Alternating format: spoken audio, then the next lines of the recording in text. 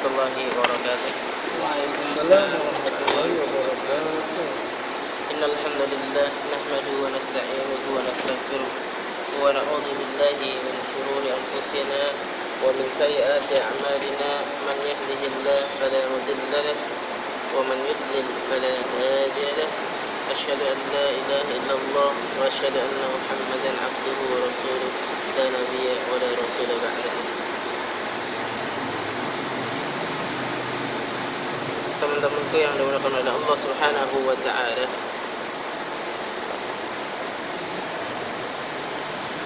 alhamdulillah Allah Subhanahu wa taala masih memberikan nikmat kepada kita berupa iman dan ketakwaan kita yang paling berharga. Takwaan adalah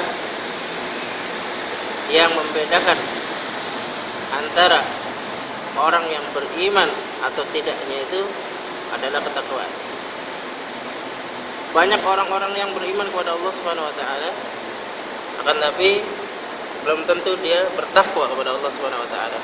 Yang mana para ulama mengartikan, mendefinisikan takwa adalah apa bahasan?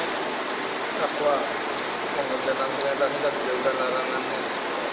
Banyak orang-orang yang tidak bisa menjalankan perintah Allah Subhanahu wa taala dan menjauhkan larangan Allah Subhanahu wa taala.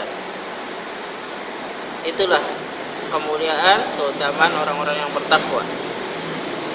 Kalau iman Islam atau orang Kristen non-Islam itu sudah jelas bedanya di dalam keimanan atau tidak beriman kepada Allah Subhanahu wa taala. Akan tapi jikalau misalnya orang Islam, bedanya itu bertakwa atau beriman. Jikalau bertakwa itu adalah orang yang paling utama, yaitu adalah orang yang bertakwa. Salawat dan salam selalu kita junjukkan kepada Nabi besar Muhammad sallallahu alaihi wasallam. Atas jasa beliau kita bisa membedakan antara yang baik dan buruk. Kaum muslimin yang dimuliakan oleh Allah Subhanahu wa taala, Allah Subhanahu wa taala berfirman di dalam surat Al-A'la ayat yang ke-16 17, bal tu'thiruna al-hayata ad-dunya wal akhiratu khairu wa abqa. Sesungguhnya ya, bal tu'thiruna al-hayata ad-dunya, akan tetapi kalian itu lebih mengutamakan kehidupan dunia, padahal akhirat itu lebih baik dan lebih kekal. Kita mengutamakan kehidupan di dunia ini daripada akhirat. Terus Allah Subhanahu wa taala juga berfirman, kalla bal tuhibbunal ajilah wa tadarunal akhirah. Di dalam surat Al-Qiyamah ayat yang ke-20 dan 21. Sekali-kali janganlah demikian. Sebenarnya kamu, wahai manusia, mencintai kehidupan dunia dan meninggalkan kehidupan akhirat. Dan juga Allah Subhanahu wa taala berfirman, fa amma man tagha wa athara al-hayata ad-dunya fa innal jahima hiyal ma'wa. Wa amma, terus Allah Subhanahu wa taala juga berfirman, wa amma man khafa maqama rabbih wa nahan nafsa 'anil hawa fa innal jannata hiyal ma'wa. Allah Subhanahu wa taala berfirman di dalam surat An-Nazi'at ayat yang ke-37 sampai 39, adapun orang yang melampaui batas dan lebih mengutamakan kehidupan dunia, maka sesungguhnya nerakalah tempat tinggalnya. Dan adapun orang-orang yang takut kepada kebesaran Tuhannya dan menahan diri dari keinginan hawa nafsunya, maka sesungguhnya surgalah tempat tinggalnya. Ya. Ini adalah perbedaan antara orang-orang yang mengedepankan kehidupan dunia dan tidak mengedepankan kehidupan dunia atau mengedepankan kehidupan akhirat. Tentunya digambarkan oleh Allah Subhanahu wa taala bahwa akhirat itu lebih utama dan lebih kekal. Oleh karena itu, marilah kita pegang firman Allah Subhanahu wa taala. Jangan sampai di kehidupan kita mengutamakan kehidupan dunia yang fana ini. Kita kedepankan kehidupan akhirat kita, yaitu untuk mendapatkan surga Allah Subhanahu wa taala. Maka ada amalan-amalan yang mana di dalam hadis akan memberikan kepada kita janjinya Allah Subhanahu wa taala, atau amalan-amalan berbonus rumah surga. Ya, berbonus rumah di surga.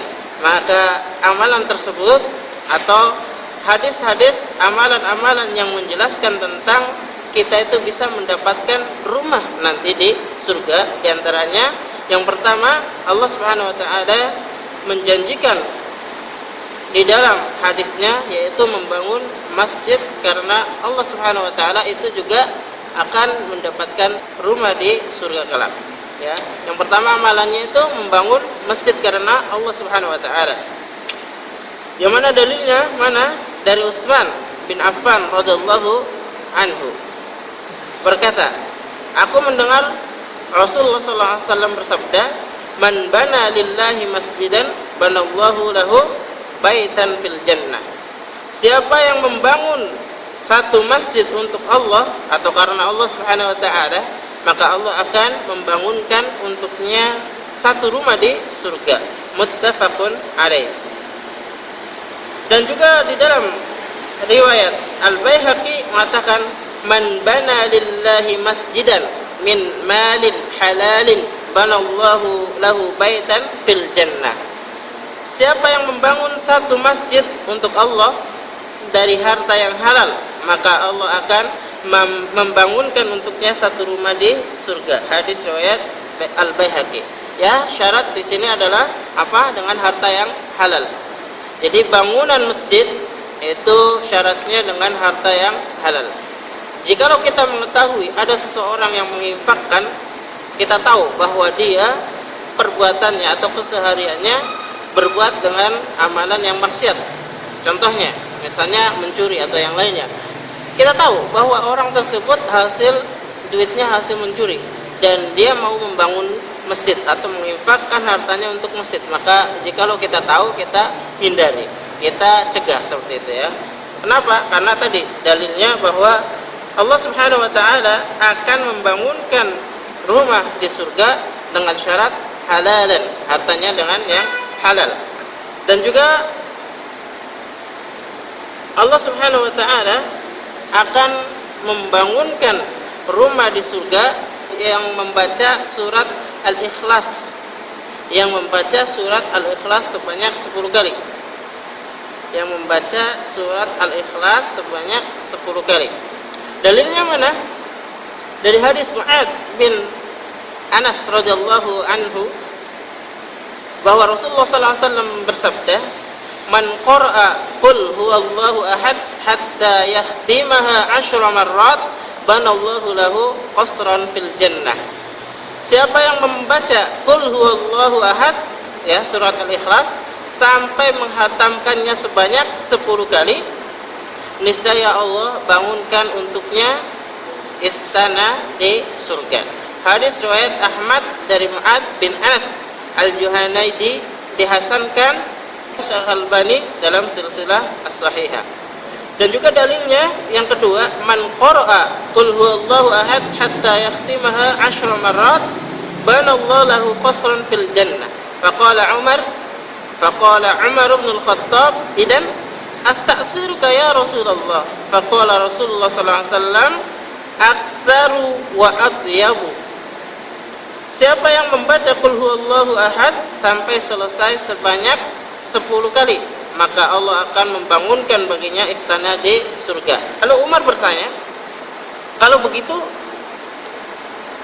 kita memperbanyak istana wahai Rasulullah sallallahu alaihi wasallam. Beliau menjawab, Allah lebih banyak dan lebih baik. Hadis riwayat Ahmad disahihkan oleh Syekh Al-Albani. Ya. Ini adalah gambaran dari hadis Rasulullah sallallahu alaihi wasallam agar kita memperbanyak membaca surat Al-Ikhlas. Ya. Sampai di situ digambarkan bahwa Allah Subhanahu wa taala mempunyai istana yang banyak. Dan juga amalan yang ketiga adalah sabar atas kematian anaknya. sabar atas kematian anaknya, sebagaimana dalilnya dari Abu Musa al-Asy'ari radhiyallahu anhu bahwasanya Rasulullah SAW bersabda, "Idza mata waladul 'abdi, qala Allahu li malaikatihi qabattuhum walada 'abdi fayaquluna na'am, fayaqul fabaqtum samarata fuadihi fayaquluna na'am, fayaquluna madza qala 'abdi fayaquluna hamida fastarja'a fayaqulu Allah ibnu li'abdi baitan fil jannah wa sammuhu baital hamdi." Ya. Apabila anak seorang hamba meninggal dunia, Allah Subhanahu wa taala berfirman kepada malaikatnya, "Kalian telah mencabut nyawa anak hambaku." Maka bertanya, "Benar." Allah berfirman, "Kalian telah mencabut nyawa buah hatinya." Mereka menjawab, "Benar." Allah berfirman, "Apa yang diucapkan oleh hambaku?" Mereka berkata, "Ia memujimu dan mengucapkan istirja." Ya, inna lillahi wa inna ilaihi raji'un. Itu adalah kalimat istirja. Allah berfirman, "Bangunkan untuk hambaku rumah di surga dan namai ya rumah pujian." Hadis riwayat At-Tirmidzi dan dihasankan oleh Syekh Albani. Itu adalah dalil yang bahwa jikalau misalnya kita sabar terhadap kematian anaknya, maka akan dibangunkan rumah di surga. Dan yang keempat yaitu membaca doa masuk pasar. Membaca doa masuk pasar. Ketika kita masuk ke pasar, maka disunahkan untuk membaca doa itu. Hadisnya mana atau dalilnya mana?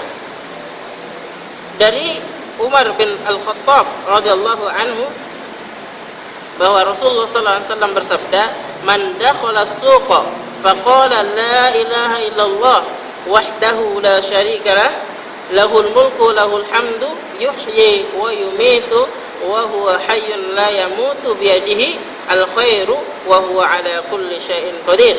Kataballahu lahu alfa alfi hasanatin wa maha anhu alfa alfi sayyi'atin wa rafa'a lahu alfa alfi darajatin wa bana lahu baitan fil jannah." Barang siapa masuk pasar lalu ia mengucapkan apa? Bahasan la ilaha illallah wahdahu la syarika lah, lahul mulku wa lahul hamdu yuhyi wa yumitu wa hayyun la yamutu biyadihi al-khair wa huwa ala kulli syai'in qadir, maka niscaya Allah menuliskan baginya sejuta kebaikan, menghapuskan darinya sejuta kejelekan. Ya, sejuta kebaikan, sejuta kejelekan, mengangkat derajatnya hingga sejuta derajat, dan membangunkan untuknya rumah di surga. Membangunkan untuknya rumah di surga. Hadis At-Tirmidzi, Ibnu Majah, Al-Hakim, Syekh Albani mengatakan hadis tersebut adalah hasan. Dan juga ada hadis yang menjelaskan bahwa menutup celah barisan saf salat, menutup celah barisan saf salat itu akan membangun rumah di surga. Hadisnya mana? Dalilnya mana? Dari Aisyah radhiyallahu anha, Rasulullah sallallahu alaihi wasallam bersabda, "Man sadda furjatan banallahu lahu baitan fil jannah wa rafa'ahu biha darajat." Siapa menutup celah pada barisan salat, niscaya Allah bangunkan untuknya rumah di surga dan mengangkat derajatnya dengan perbuatannya itu.